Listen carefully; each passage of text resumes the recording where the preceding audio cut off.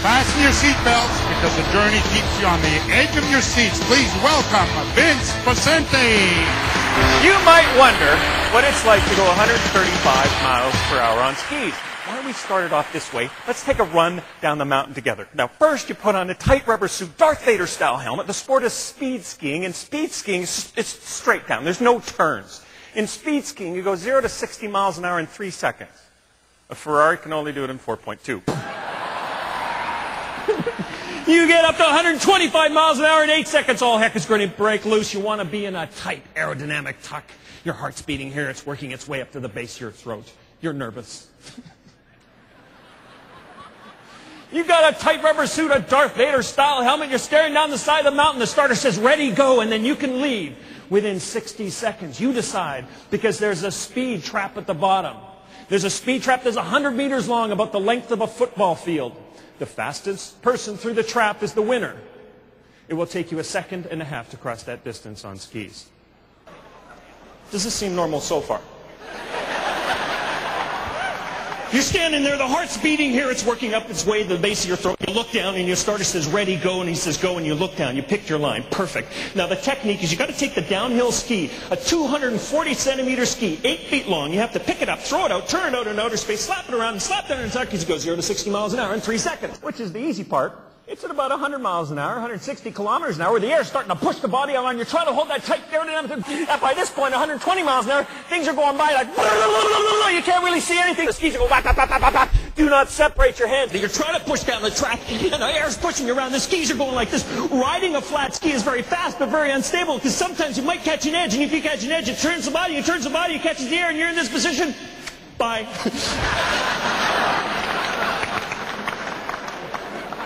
So, you don't want to do that. Finally, you see that speed trap. It's very violent, very chaotic. And as you cross that first beam and the second beam, then you stand up. Boom! Blast right in the chest. Just slow down, slow down, slow down. And then it hits you, that adrenaline rush. That, wow, I want to do that again. Wow, I want to do that again. Wow, I want to do that again.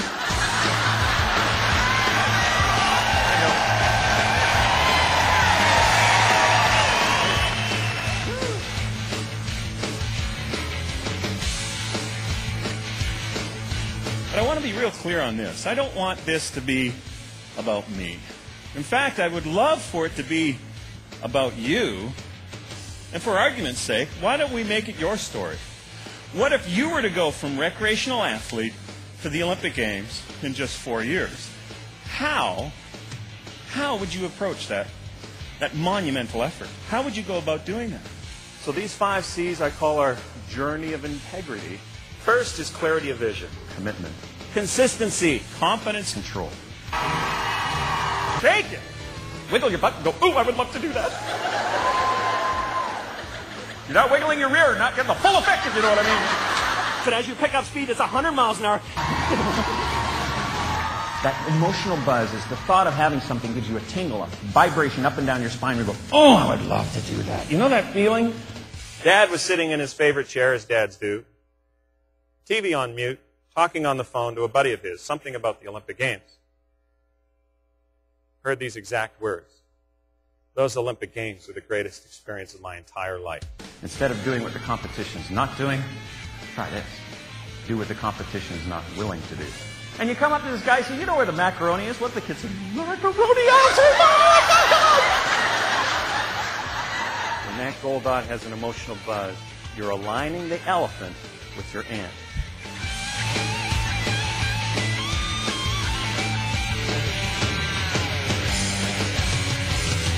Wow, I want to do that again.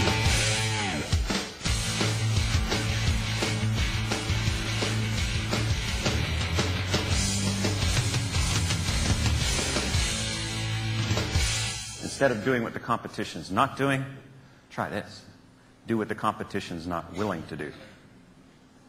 What's your now, when I say competition, I don't think a company or store. I want you to imagine a person that does what you do, or similar. What's that person not willing to do? Typically, those are the things that you're not willing to do either. I'm not here to make you feel good the whole time, right? It's one of those self-honesty things. We got to stare in the mirror and think, what am I not willing to do? And when you discover things you're not willing to do, you will find the magic in this. Magic under the banner of consistency. We could take this in 20-plus different directions. Let's just focus on two. One of them was doing what the competition's not willing to do, was something I call 360-degree research. It's simply making yourself a student. First off, when you go home, the student of the various offerings that happen and are offered within Creative Memories. But also, what do other industries do? Finding out about the politics in any kind of situation. Learning on the 360-degree research, as an athlete, it wasn't just researching how to ski faster. It was aerodynamic principles. Read the book, The Love of Laminar Flow, Aerodynamics and You. How many athletes are reading the book, The Love of Laminar Flow? None. Because convention has them going to the coach and say, what do I do next? And then they run away and do it. Being unconventional. When you start so late, you have to do what the competition's not willing to do. So in there, immediately found out that there was a phone number for the wind tunnel at the NRC, the National Research Council in Ottawa. Immediately called these guys up and said, hey, I'm a speed skier. Can I get in your wind tunnel? The guy said, speed skiing, what's that? And I said, well, I wear a tight rubber suit and a Darth Vader style helmet. The guy said, well, sounds kinky, but this is Ottawa. Come on down. Just before we hang up, the guy says, oh, by the way, it's $1,000 an hour. And I said, dude, I'm trying to make the Olympic team. And he said, there's a lot of people trying to make the Olympic team. It's $1,000 an hour. So, when you own the solution, you innovate. And innovation meant, well, I couldn't afford that, but could afford a friend with a really fast car. Yeah. Got skis on top of the car with bindings facing up, wrapped it up on the ski rack so hopefully it wouldn't come off the rack, not really thinking about the rack actually coming off, but anyway.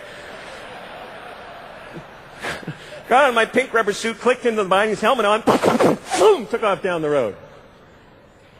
At 100 miles an hour on top of my friend's car, I started to learn a lot. A lot about people, actually. People coming the other way. Because I'm looking at them, and they're looking at me, and I realize they think I'm luggage. The biggest fear really wasn't crashing the car, it was getting arrested. Folks, I'm wearing a pink rubber suit. One question. Do you think the cop's going to let me change?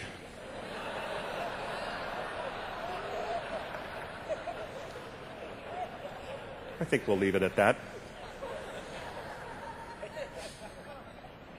Do what the competition's not willing to do. Staying the course is essential. Staying the path, not flinching, having that mental toughness of not separating your hands. But how? How do we not separate our hands? How do we stay the course? Very simple technique, strategy were gold dots. You see this gold dot on the chair here. You can probably see it on the screen. And this gold dot represented the goal, the target, the objective. But it has to have an emotional buzz. Every time you saw a gold dot, you'd say, I'm the fastest speed skier in Canada, top 10 in the world. I'm the fastest speed skier in Canada, top 10 in the world. Open the wallet to pay for something. Fastest speed skier in Canada, top 10 in the world. Has to have an emotional buzz, though. You see that gold dot, you go, oh, I would love to have it. Oh, I would love it. Oh, I would love that. You'd be like Kramer walking down the street. I would love to have that. Having that gold dot, that emotional buzz, is essential. If it were a Coke, what would their gold dot be? Put a Coke within reach of every human being on the planet. There's all sorts of mental training strategies like this gold dot. And with the gold dot, staying the course, and you'll constantly go towards that which you believe to be true. You'll go towards your dominant thought. Have a strategy for a truth and a dominant thought.